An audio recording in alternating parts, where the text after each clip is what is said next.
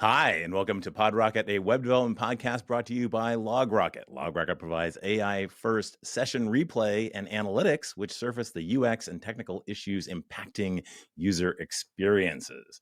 Start understanding where your users are struggling by trying it for free at logrocket.com. Hi, I'm Jack Herrington, and today we have my good friend, Tanner Linsley, creator of TanStack, here to talk about TanStack, TanStack Start, and all things TanStack. Hey, Tanner, how you doing? I'm doing great. Okay. It's good to be with you yet again.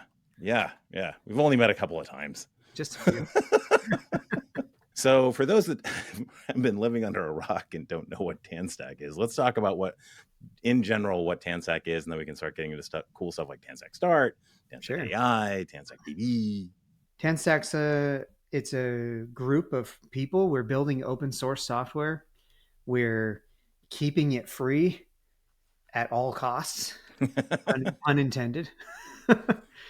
And I feel like we're just trying to do some good in the front end full stack world. So I think probably for most folks, their first entry point into the TanStack verse would be React query. So, if you obviously React has had async, issues about use effect and all that for years. And the kind of go-to solution for everybody has been, don't just bring in React query. And, you've got use query and it's fantastic. And that's kind of one of the bedrock projects of TanStack. Yeah. It's funny because people know TanStack because of React query, but that wasn't my first library that I built. Yeah. My first one was actually React table. Which is also a huge problem. First one that I needed. It's also, data grids are a little less, ubiquitous as something like a query, like a data sync engine. But if you do need a data grid, somehow TanStack table has become the most popular data grid.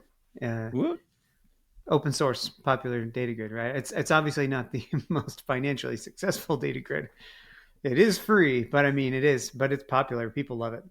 That was the first one that I built, and it kind of set the framework, right? It's basically headless. It's across platforms, and that kind of creates the vibe that ends up becoming the sort of norm across all of TanStack. Is it? We don't. It's React query, but it's actually TanStack query, and really you can use it on React. You can use it on Svelte. You can use it all over the place. And React query or React table is actually the one where I feel like I learned the most. Like it was the staging area for all of the things that kind of became the TanStack tenets. Like we had breaking changes. It's the one where people are like, oh man, they switched architectures like 2 or 3 times. Or like we rewrote it in TypeScript and it's like, oh my gosh, all this rewriting. And so like it kind of got the brunt of the learning in the wild. Then we took everything good that we learned and we just kind of plopped that onto these other ideas. So when I built React query, I already knew like, okay, headless, type safe, like all this. Well, type safety. Yeah. I had to come around to type safety a little bit later. But okay. Anyways. Yeah. Right. And so we've got table, we got virtual, which is kind of something similar, I guess. Yeah, virtual. It's fun. It's a pretty small library. It's a lot of fun though. Virtual is for virtualizing DOM elements and their visibility. And nice. If you're a web developer, hopefully you know that there is a cap to how many elements you can render on the screen, especially like long lists. Yeah. You'd be surprised how many people don't know that, actually. Yeah. Yeah. And usually it catches you off guard. The first you only have to learn this once, and you're like, oh crap, I can't render 10,000 items in a list. Right. So TanStack Virtual is all about taking that list and only rendering, only painting to the screen the stuff that's actually going to be visible on your screen. That's huge. You could have a list of 1 million items. Well, I don't know what the max. Chrome has some like max integer size for like an array, like a list or something like that, like a DOM node list length. Whatever that length is, like we can render that, and it's just 60 frames per second, buttery smooth. Nice. It is a So, UI, after all. You really probably shouldn't, even though if you could, you probably shouldn't have 10 million items on the screen or something like that. Like there is a absolutely not. limit, Yeah. Well, you'd be All right. surprised. You get some data grids with infinite scroll, and Mm-hmm. yeah, you can get up to some crazy stuff. It's more common than you think. And then you took on TanStack Router, or it's a React Router with TanStack Router. Yeah, Very cool. history lesson actually. I built React Form Okay. before I built all of this, which is weird. I built a form library back in the day. I started marketing it and doing it, and then I realized that I hated forms so much. And the state management story behind it was just terrible. It got so bad and annoying that I just decided to just bury it. So Yeah, I but created it. we now have a TanStack form, so that Yeah, means that another one came in to yeah. do the grunt work. But the original like React form, I still own, I think, the React dash form package name. And Really? yeah, and Oh, I had okay. a version of it, and I was just like, I don't want to do this. And I buried it for probably like 2 or 3 years until I was like, hey, you know what? Let's do it. Let's try this again, which is when I met Corbin and we did TanStack form. So, Yeah, forms are all fun and games until you start getting into things like the back button and stuff like that, and then it's just like, oh my gosh. nope, nope, nope, don't want to Even deal to with this that. day, I'm just No. happy to have Corbin there. Yeah, exactly. Yeah, and let's not do TanStack auth ever. Can we just agree to that on this Oh, amen. podcast, please? I never want to do it. No. Have rolled a little bit of my own auth here and there. Oh. Um, I've played, you play with the cookies, and you Mm. immediately see the surface area that is just like so scary. Right? Yeah. And just the explosion of permutations that you can get with all the vendors and the Yeah. different ways of logging in. I mean, SSO, SOC 2, oh, the just like, enterprise features. why would I know multi-tenancy? Oh, Just, God. oh, And yeah. on some level, it's like, man, there's companies just for auth. Come on, that's just dumb. And then you go in and try and build your own, and then you're like, yeah, there's companies Yeah. for auth. Yeah. And it's this really weird tug of war because I feel like if you really only need the basic features, it is something that you can kind of wrangle pretty easily. Like if you're like, I only need Social login. a social login, Yeah. and we're going to use GitHub. HTTPS only cookies, Yeah. and we're just going to expire sessions. If you have this really thin use case, it's like you can spin it up and it works great. But the minute you start growing into any of these like SSO or multi-tenancy or these or even just like, oh, by the way, do you want to do like a reset password flow? People are like, Yeah. no, I'm out. Yeah.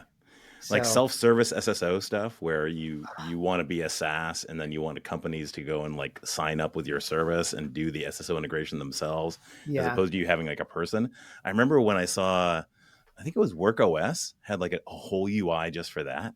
And I was geeking out on it. I'm like, oh man, this is the best thing yeah, ever. Because I know that is a huge amount of work. It sounds so boring, but at the same time, it's like, if you know what that is, you're instantly in yeah. love with that feature. Yeah. Well, and there's a reason that WorkOS and Clerk are partners with TanStack because we don't want to do that. Yeah. And Um, got to tell you, TanStack partners are like a who's who. Like yeah, just recently, Netlify and Cloudflare got together to support TanStack Start, which is a competitor with Next.js and Remix or what? Yeah, I don't know, yeah, guys, React Router v7 / whatever. framework mode. Yeah, right. But that's amazing. You got the two of the biggest players in the industry, right? Cloudflare and Netlify to agree essentially that they want to support TanStack Start and Astro. Yeah, That's awesome. that was an incredible move by them. Actually, it was cool. I mean, I would have hoped that we could have done something like that, but that was their idea, and I was like, wow, this is awesome. Yeah. Yeah. The fact that They're like, oh yeah, we got together and we decided, we're gonna just be friends and support the open source ecosystem. And I was like, holy cow, like this is the coolest. and support, and support us, like support TanStack, right? It's And crazy. that is a huge validation for TanStack Start, which, as I say, like is taking on Next.js. It has recently had its own, set of troubles with the, RSCs and CVE and all that. So Yeah. yeah. Well, and just overall, I think TanStack Start is just it's a pretty comparatively to Next.js. It feels like a very unique approach. Yeah, because you got React Router, which is essentially the primary piece here, and then you got adapters effectively to the different React, Solid, and then layering on top of that, you've got Start, and so you've got a Start for React that'll give you things like server functions and API routes on top of it, and middleware, all that good stuff. And it's funny. Lately I've had to explain to people they're like, what is TanStack Start like? And it actually shares more DNA with something like React Router than it does with Next.js. Yeah. But it's very client first, and there's lots of podcasts and lots of articles out there you can go and learn about kind of these differences of TanStack Start. But maybe we could. I'm trying to think of how we could approach this from a unique angle and kind of maybe give some new insight into Start. And I personally think about it a lot like the Pages router. Pages router was very popular, right? It just kind of added on what you had a spa and you needed things like server, you needed SSR, you needed some API routes, and it just kind of added those on in a nice incremental way. It clicked for me too. When I used the Pages router, I was like, I mean, let's not say that Pages router is up to the modern snuff of these Start or anything, but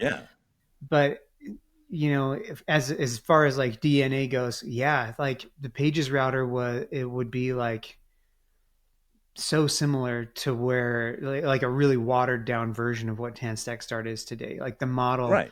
It was easy to reason about. Some of the APIs in hindsight now feel a little kludgy, get server side props. Like it's not super flexible today, but at the time it was like, wow, this is so clear. Yeah. Like I'm going and getting props. I mean, we can call them props. I'm going and getting data on the server, and it's going to get serialized to my component and show up right here in this props slot. Yeah. It's like that was super easy to think about and reason about. You had this serialization boundary that, that you're like, oh yeah, I'm put something in here and it's going to get sent to the client here. Yeah, I liked it. I did. I liked it too, and I think a lot of folks did. And as I talked to a lot, like I know that I was working at Nike, they're still on the Pages router. My co-hosts over on Front End Fire, they work at a company where they tried and failed to do an app router port. So there's a bunch of folks who are still in that phase and at that working with that because it is easy to reason about. And I think TanStack Start actually is a really nice migration path from that gives you a lot of cool stuff and is much better for TypeScript. Like, the loader stuff where you go and you get some data and then you bring it automatically creates a hook that's typed that you can bring it in with. And it's just so seamless. And then the ability to go and say, okay, I either want no SSR on this route, or I want full SSR, or we have like a data only mode where it basically goes and fetches just the data, but it leaves all the rendering to the client. That is so cool. And how many times have you had a thing where it's like, okay, I'm going to have a use effect here that's going to set, a piece of state that says whether I'm mounted on the client or not. And that, I'll just return null if that's not true. Get rid of a lot of that stuff. Yeah, that's all gone. It's just but still utilize the server to push that data down. Everybody's always saying, you're like, oh, you're already there. You're already there. Just grab the data and then they say, and then SSR. And you're like, well, you don't have to render the HTML. You can just send the data down with your HTML and then like with your shell, basically. Yeah. Yeah. And then render on the client. It's genius. When Manuel was like, oh, we should do data only. I was like, what are you talking about? He's like, data. He's like, dude, data only. Like it's like a hybrid thing. Yeah. And I was like, This is genius. It's genius. It's genius. And we rarely ever talk about this. I think I talked about it at Cascadia, and I could tell that the audience just wasn't into it. And I'm like, if you guys like, man, I should just do a whole video on this. Like, just this, because I mean, we think about it, like, how many times do you have like a router in-memory router definition, and you have something where it's going to be like, okay, before you render this route, go and get this data so that it's ready by the time that you get there. So you get a really nice page transition. It's like, okay, I'm not going to get the page transition to something blank and then populate it. It's just going to be there. This is just implicitly that. You just basically give it a loader inside the route and you say, okay, here's going to be the data for this route. Don't even go there until this is ready. And it just works, whether it works on the server on the first hit, or whether you're doing a soft nav to it from route to route, it just works. It's like, oh, that's cool. That's a bit of an unsung hero for TanStack Router itself. Obviously Start too, but Router, I don't think people realize all the time that like Router does not have query built into it. Like they're totally separate. Yeah. But you still get the same experience because I built in a miniature version of query into Router. So the router itself has stale while revalidate patterns baked right into it. And I think the one thing I've been hearing a lot just over the last week or two, as more people are starting to migrate to TanStack Start, and everybody's kind of, oh yeah, I love the server functions, or I love this, or I love that. But resoundingly together, everybody's like, it's fast, right? It is fast. Yeah. And I'm wondering, like, what are they experiencing? That's like a user perspective of like, I'm clicking around and it feels fast. I'm like, that's great. What are they experiencing that's making them say it feels fast? And I think a lot of it comes down to this SWR caching that we do, because you can use React Query with React Router or Next.js, and you can get an app with React Query on top of those feeling really, really fast with prefetching and all that. But with this, you don't even need to add React Query. And I think a lot of applications don't have React Query in it because it is a complex thing to set up with Next and React Router. And so they come over to TanStack Router and they get their loaders and they pass their data, and then they're navigating around, and then all of a sudden they realize that, holy crap, when I click these buttons, especially ones I've already been to, it's instant. It's just there. Because we're doing the same thing that React Query is doing under the hood. You know, we're caching the data. It has a life cycle. It's getting garbage collected when it's not used. We're preloading. Like there is a miniature version of React Query inside of TanStack Router. It's really cool. That's awesome. I do have to mention though, every time I talk about loaders, like there is a footgun in there where, you know, if you realize that loader is going to be called on the client if you do a soft nav, right? So if you're going to go and do things like database calls or fetching something, running whatever you want to do, then you got to have that stuff in a server function so that on the server, it just gets run just like a regular function. But then on the client, what happens is the client actually makes a server function call, gets the data, and then that unlocks the loader.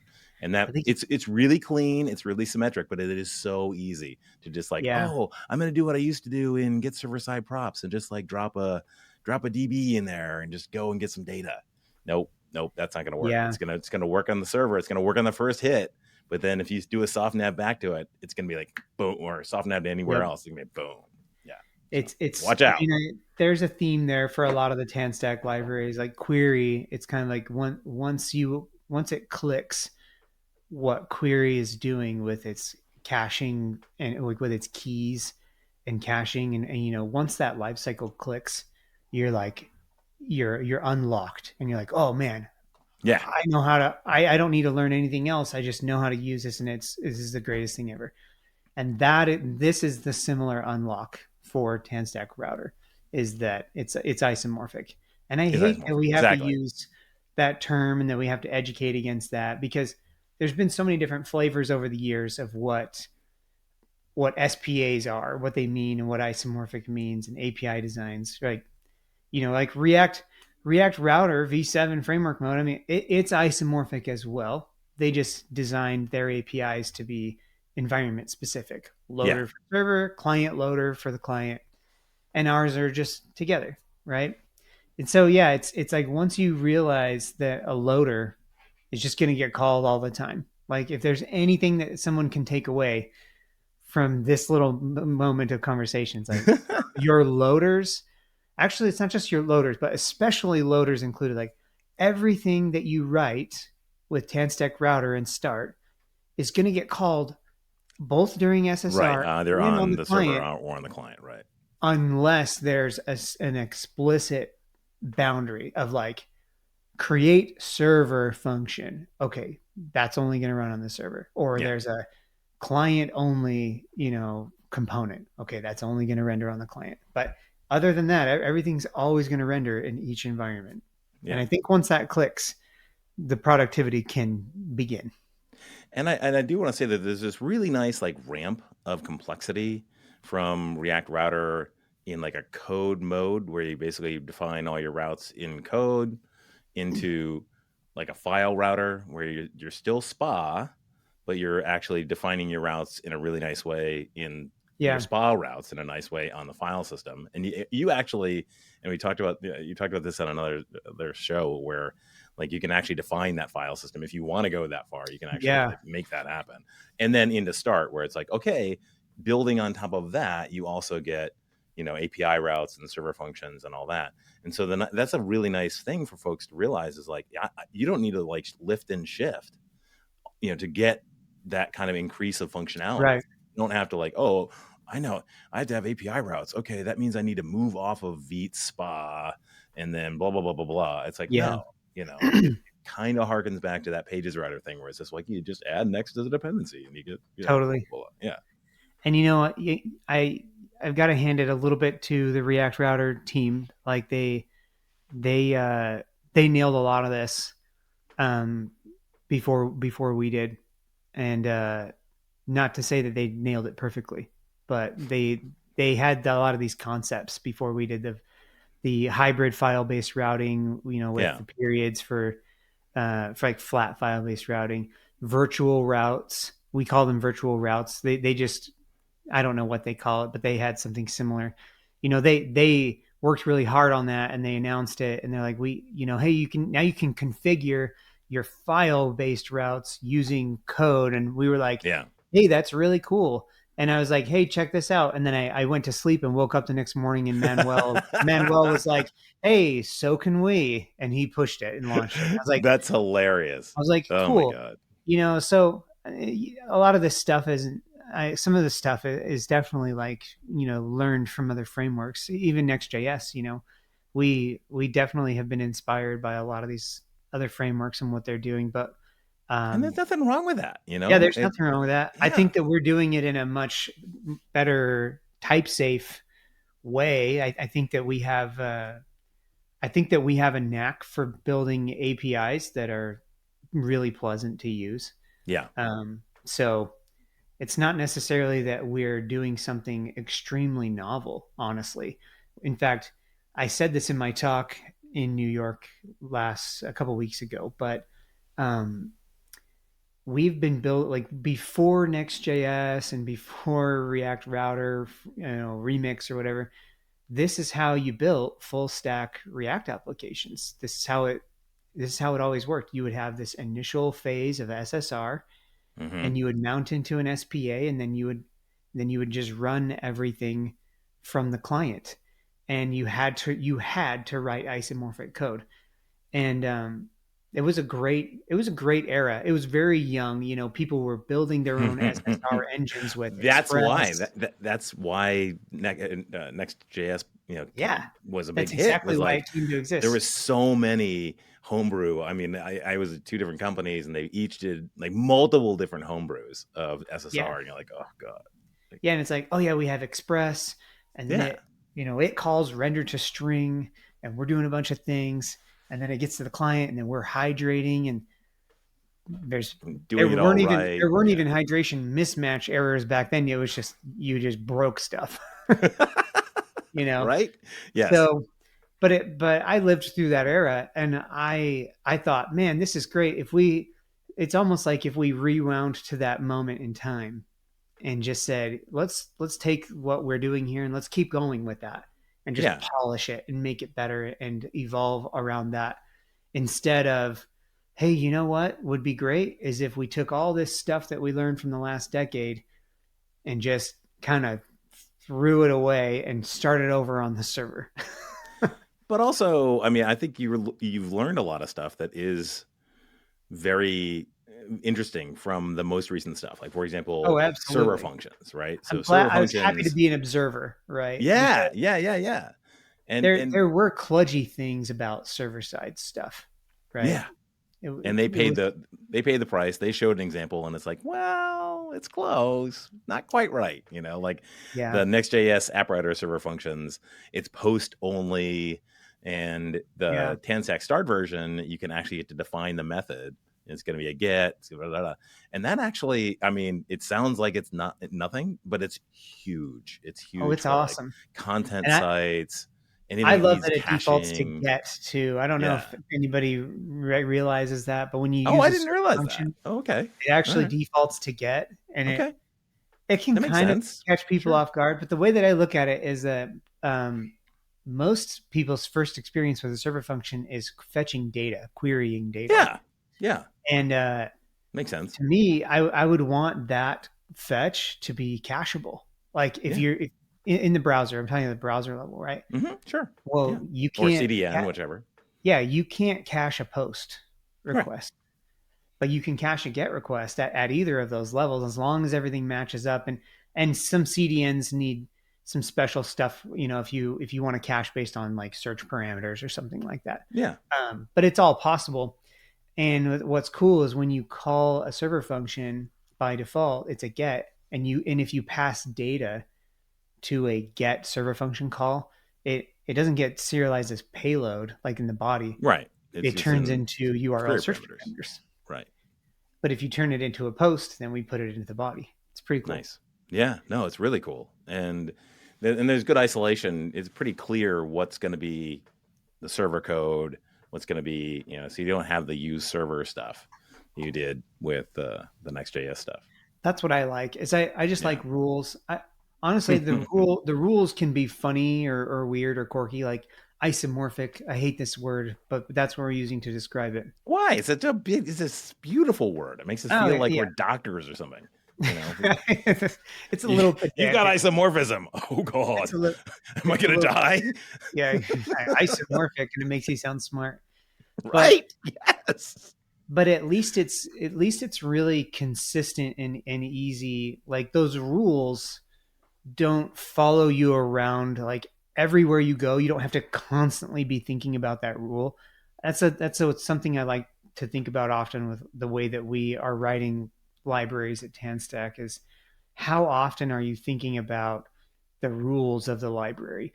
Yeah. If anything, React has taught us that these rules, they can take a toll on your cognitive overhead. Cognitive load. Yeah. Yeah. Exactly.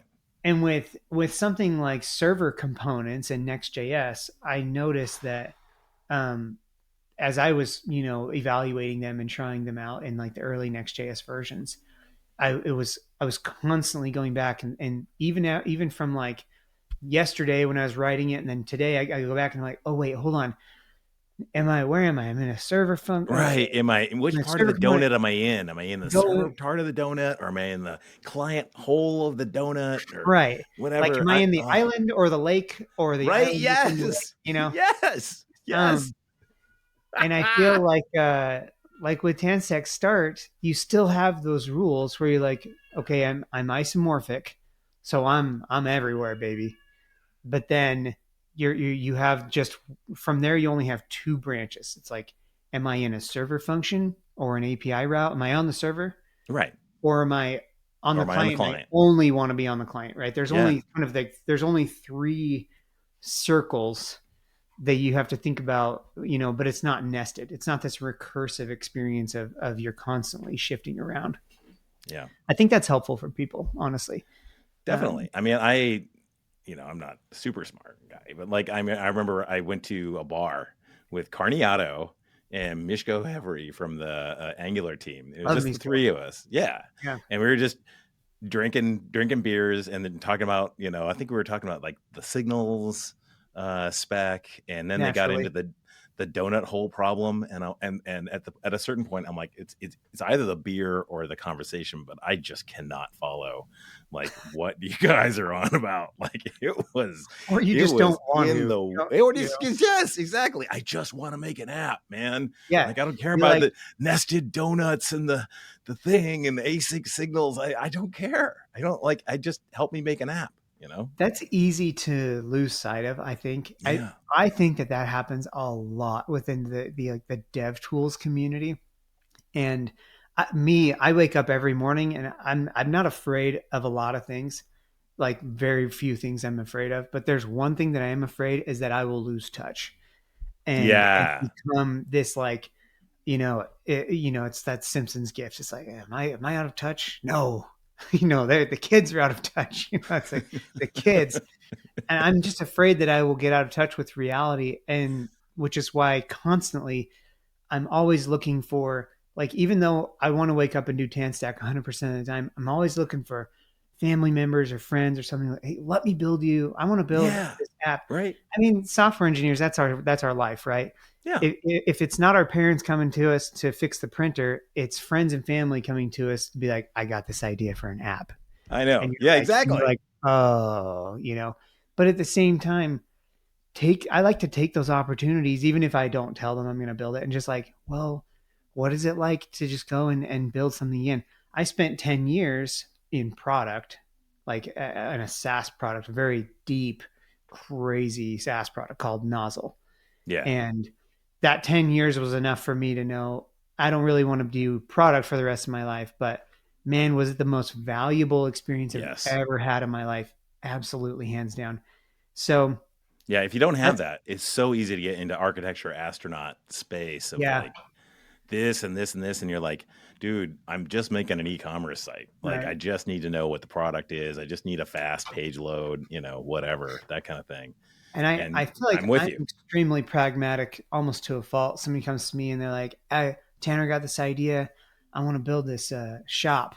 And I'm like, use Shopify, please. Just go use Shopify. Right? Like, no, but it's got this custom thing, this creator thing where like, clothing. I'm like, I don't care. Like, leave me alone. Go use Shopify. Oh, hey, I have a blog. Like, maybe we could use TanStack Start to write a blog. I'm like, sorry, are you a React developer? Are you an engineer? Okay, sure, you can do that. But if you're not, you should probably just go use WordPress. Like, okay, all right. But Tanner, I'm going to call a little bit of BS on this because, like, you had some electrician guy come to your house and you were like, he wanted to like make a dump? What is it, like a dumpster? Yeah. He had a side business, but I'm doing that. What did you make that in? You made that in Start? Yeah, I did, and okay. I made it in like 30 minutes with Start and AI. That was awesome. AI, yeah, exactly. But I'm saying, like, if he came and he's like, I know what you mean. I want to build this and I want to do this. I'm like, I'm not going to tell him to use Start. And it's funny because it's also about timeline of like where people are in their journey, right? Who was I talking? I was just talking to the T3 chat team. Right. Oh. And we were all kind of agreeing on this. I'm like, they're at the point where they're using TanStack Start now. Right. They just, legendarily on X said, we're moving off of Next.js and on to TanStack Start. And they're like, we were talking and they're like, oh yeah, like, Theo may not want to use TanStack Start because he doesn't think they need like marketing. Like they don't need the SSR part of it. And I'm like, well, don't you guys have a pricing page and a marketing page? And like, no, not yet, but we're going to have that. And I was like, well, okay, there you go. Now you can use that. And I'm like, oh, good. And I said, but that doesn't mean you're going to use it forever because let me tell you a story. A long time ago, I built the marketing site for Nozzle in React. And that took me down this wild goose chase of ultimately I built React Static, which is my first framework.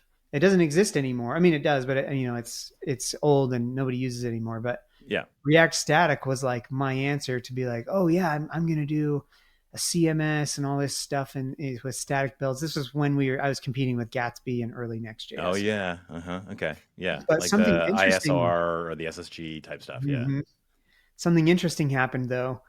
That worked for like a year. And then we got a marketing team. Right? Yeah.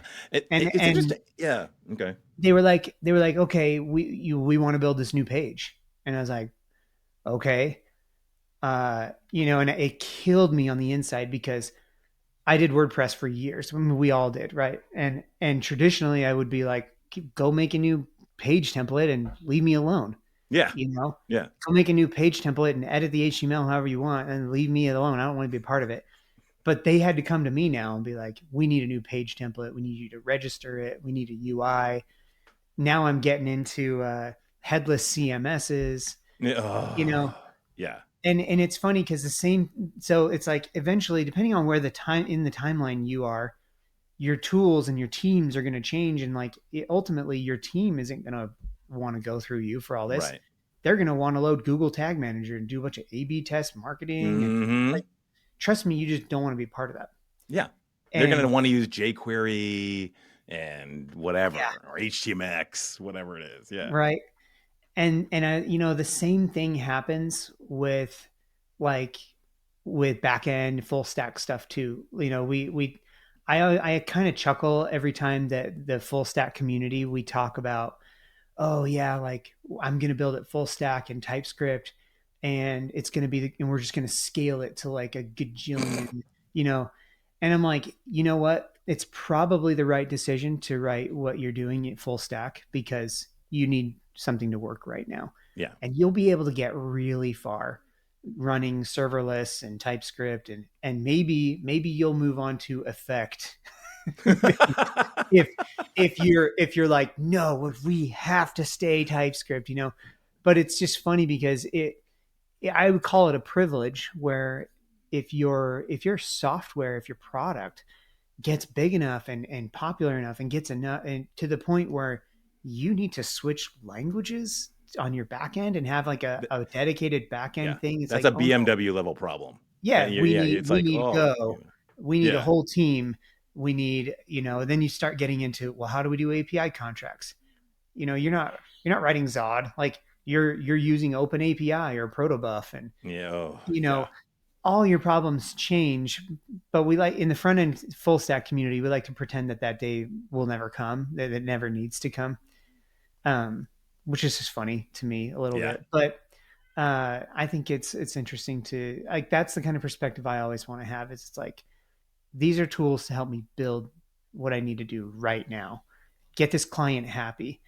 Let's live to refactor another day. Let's live to die another day. And if that day in the future means maybe we don't use API routes, maybe we use a different language or something like that. But that's what TanStack Start is it's a graceful journey across that. In the very beginning, it can give you everything you need. And as you move along your journey, you can kind of whittle it down to only the parts that are going to stick with you. Yeah. Like I'm pretty sure that, you're always going to need some kind of dedicated system to do SSR because SSR is a beast. Express. Yeah. So that will always be a thing with Start, but all these other pieces, they're very Lego like, maybe you put the whole kit together in the very beginning and you're like, oh, look, woo, it's so pretty. And then, as time moves on, you start to kind of remove Lego pieces and hook them up to other machines. Yeah. Or like, okay, now we're going to change out the back end. So it's Go on the back end or whatever. And there you go. It was interesting, that conversation with Carniato and Chico Hevery. We talked about at one point how there's no perfect framework that basically takes every single type of application that you'd want to build, all the way from like a content site that has almost no dynamic behavior, all the way up to completely static, a Figma thing where it's basically entirely dynamic, right? So different frameworks fit in different spots in there. Yeah, and I think that was one of the things. Sometimes you don't even have a framework, right? Like Figma, like they wrote their own, like they've written their own WASM engine for their canvas. Right. I mean, all the side panels I think are still React, but like all the stuff that actually happens where you zoom in and zoom out, which by the way, I mean, just from a CS perspective, it's pretty badass. It's pretty impressive that they can go. Very impressive. Yeah. I mean, But what a fun Say what problem you will, to but solve, right? Figma is probably going, we're making all this cash. We've got all these users, but we got a performance problem. And they had the privilege, the opportunity to be like, we can build something custom, yeah, in yeah, WASM. Like how cool is that? If you're just starting out and you don't have any money or funding or any, you don't have any customers, what a bad call. yeah. Well, actually, no. If I recall correctly, like I used to work at Adobe, and a bunch of folks went from like the Photoshop team over to Figma, and I think they Really? actually started with the Did they rendering engine, and then they did they were start going with to that? look for a product to really make that rendering engine Whoa, shine. wild. I did not know that. The Yeah, stories that I had heard and what, just kind of maybe I'm wrong, could be, but that's what I heard was like mine is all they started. Yeah, third hand, so I wouldn't trust what I'm yeah. saying. It's That's impressive. really However they crazy. got there, it's still super impressive. But yeah, like that whole like spectrum of super static to super dynamic, right? Like Yeah. Astro fits really well in like the staticky end of the world, whereas I would say Start kind of gets more into it makes more sense from the dynamic side, Yeah. and I think that's why it was really cool to see Netlify and Cloudflare come together and fund both of those things. So it's like they understand that both of those things are in effect serving Yep. different-ish areas. Although you showed a POC where you basically had some routes. It was Astro hosting Start, and Yeah. you could go and have like an Astro homepage and an Astro Yep. marketing page, which is great because that's exactly what you said. You could just give that over to the marketing folks and be like, I don't care what goes on in here. You could do whatever you Yeah. want. Just don't mess with Just this don't. login button, right? Yeah. Don't That's mess all with I care that about. button or the Yeah. slash app route. Right. Yeah. The slash app route is all us. But Don't you touch could my still have it dashboard. all in the same monorepo, and Yeah. they could go and manage that. Yeah. It's really Yep. cool. Yeah. And we're seeing some of the same, the stepping stones for coming out of Start as well. There's people running Start and they'll say, I need something a little more beefy for my API routes. So they'll end up using Hano.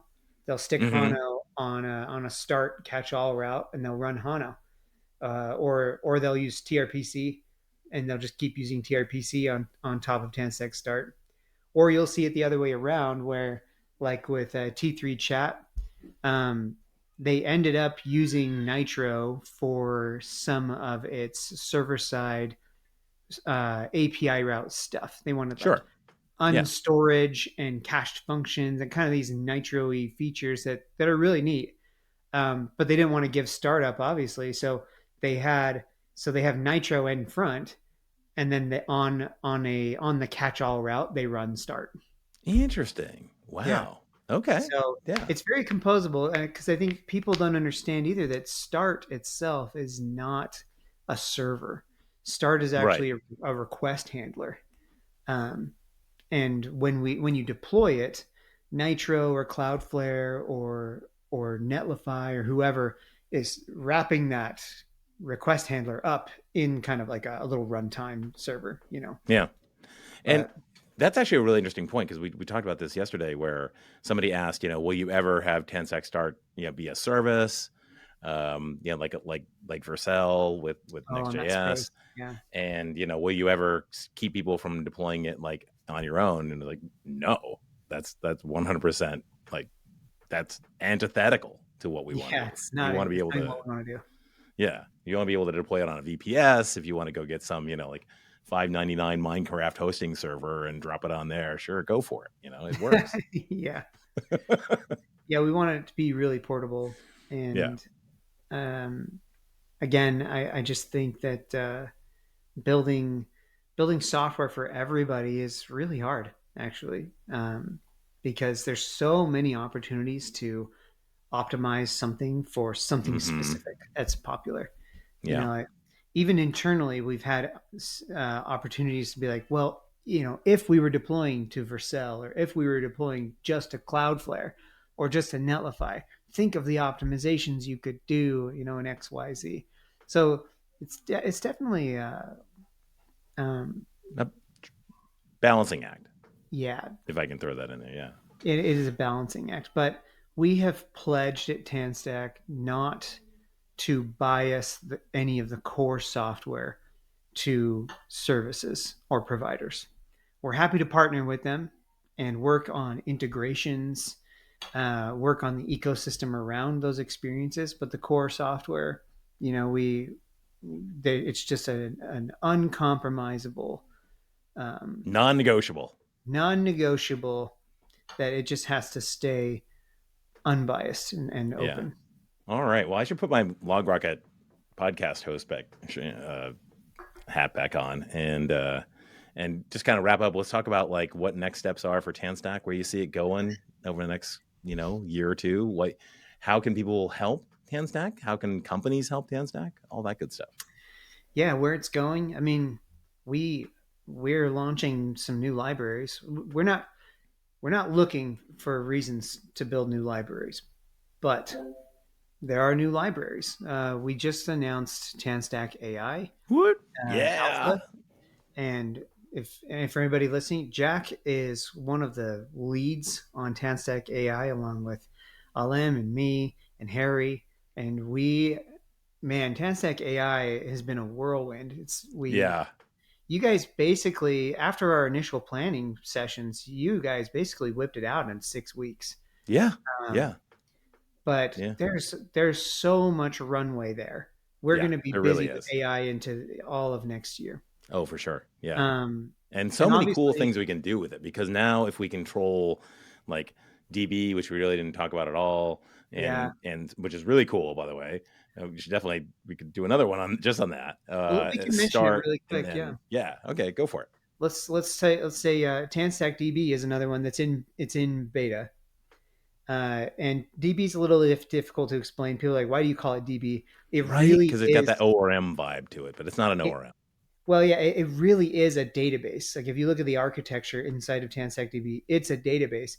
But the difference is that it lives in JavaScript on the client or anywhere that you want to deploy it. And the difference is that instead of persisting data to tables or some like concrete persistent layer, you can sync that data in from anywhere. Yeah. So it's almost like as if a database and React Query had a baby. And I like to think of it as like if you imagine like a Firebase or something like that, and you just cleave off the actual like persistence layer of it. Yeah. And you have the client, and the client has all the ability to like sync stuff and do the live query and live connections and all that. That's basically what DB is, and then you can put anything you want underneath. It's built for speed. It uses differential data flow internally to incrementally, calculate views into the data that you've queried. It uses an incremental view management system. It's very technically impressive. Kyle Matthews and Sam Willis are the ones over at Electric who have been heading that up. Yeah, it is very impressive. And like you said, combined with AI, I think there's a story there for challenges in AI, building AI stuff that DB could really help out with. Yeah, absolutely. Obviously, Start is in RC. Not much is going to change for 1.0. We're kind of just polishing up some things, and the plan was to get it out before the end of the year. I don't know if that's going to happen, but fingers crossed. For the most part, what you see there today is going to be what's in 1.0. And obviously, or naturally, like, we can't hold people back anymore. They're just migrating. So, I was surprised to see T3 Chat migrate over, and it's still in release candidate. But I think that's okay. I think folks have to look at TanStack releases differently than, say, like a vendor or a company that has like a big marketing push and they have a specific date where they want to drop stuff, and it's like, no, TanStack is going to iterate on stuff until it's good and it's right, and then they're going to release it, right? And that's a different standard. We've been working on it for 2 years. Yeah, and we've been shipping TanStack Start with it since 2 months after I started building TanStack.com. Or TanStack.com has been shipped with it. We've obviously had to go through those breaking changes with TanStack.com, but that's the fun part, dog fooding your own stuff. Oh yeah, I've been there. Yeah, right. So Start, DB, LM is also building TanStack DevTools, which is really fun. It's kind of taking all of our DevTools experiences and making them like an official thing. And you can also go and add on your own dev tools, which is really cool. Yeah, Like you can actually really customize it. That's very fun too. Like to host your dev tools inside of the Right? TanStack dev tools harness Yeah. it's pretty fun. There's also Pacer. Kevin's built out Pacer, which is more of a utility library, but man, is it useful. I use it everywhere. And we might even have one more in store for next year, Oh, but okay. we'll see. I don't know. It probably won't be much of a secret when we bring it out, because it's kind of just one that we haven't been working on for a while. So we're just gonna Okay. re-release it, I guess. A little bit of breaking news right here on the LogRocket podcast. Awesome. Yeah, so the future for TanStack, yeah, we're just gonna. I mean, from a business standpoint, obviously, I'm looking for the sustainability story. Up to Yeah. this point, I didn't even think that we would get this far. Honestly, that I would be able to even go full time.